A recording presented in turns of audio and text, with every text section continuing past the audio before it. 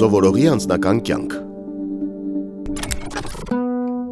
Հակոբն է, ապրում է մոր հետ։ Հայրը բանտում է արդեն մի քանի տարի։ Նա ենթադրում է, որ դասընկերները գիտեն այդ մասին եւ խուսափում են իր հետ ընկերանալ ու շփվել։ Հակոբի դասընկեր Սուրենն է եւ նրա հայրը։ Նրանք եկել են ուսուցչուհի Տիկին Խաչատրյանին ասելու, որ Սուրենը զույգով աշխատանք Հակոբի հետ չի ցանկանում անել։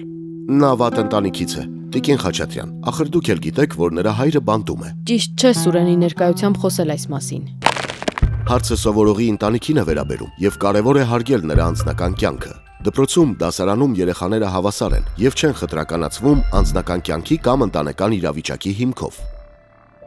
Մանկավարժական աշխատողների վարքականոն։ Մանկավարժը պետք է հարգի յուրաքանչյուր սովորողի անձնական կյանքը նրա հիմնարար իրավունքները երաշխավորելու համար։ Պետք է նպաստի սովորողների ներանձնային եւ միջանձնային հարաբերություններում դրսեւորվող դրական այնպիսի որակների զարգացմանը, ինչպիսիք են համագործակցելու, ապրումակցման, ուրիշներին օգնելու պատրաստակամությունը։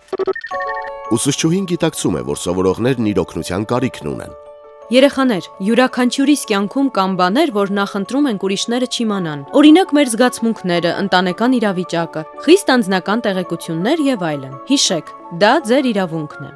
Միայն թե չմոռանաք, որ մենք պարտավոր ենք նաև հարգել ուրիշների անձնական տարածքն ու կյանքը։ Եթե անգամ դուք ուրիշի անձնական կամ ընտանեկան կյանքի մասին տեղեկություն ունեք, հարգալից կլինի այն չկիսել ուրիշների հետ։ Երեխաները բազմաթիվ հարցեր սկսեցին տալ ուսուցչուհուն։ Ծավալվեց բուռն քննարկում։ Առաջարկում եմ զույգերով աշխատանք։ Մի շրջանակ նկարեք, միասին քննարկելով շրջանակից դուրս գրեք այն մասին, ինչ կարելի է ուրիշի մասին հարցնել եւ իմանալ, իսկ շրջանակի ներսում գրեք ինչ չի կարելի հարցնել, ինչն ենք համարում խիստ անձնական։ Վարքականոնին համապատասխան ուսուցիչը ցուցաբերեց հարգանք սովորողի անձնական կյանքի հանդեպ եւ սովորեցնելով վարքագծի կանոնները քաջալերեց սովորողներին հարգել միմյանց։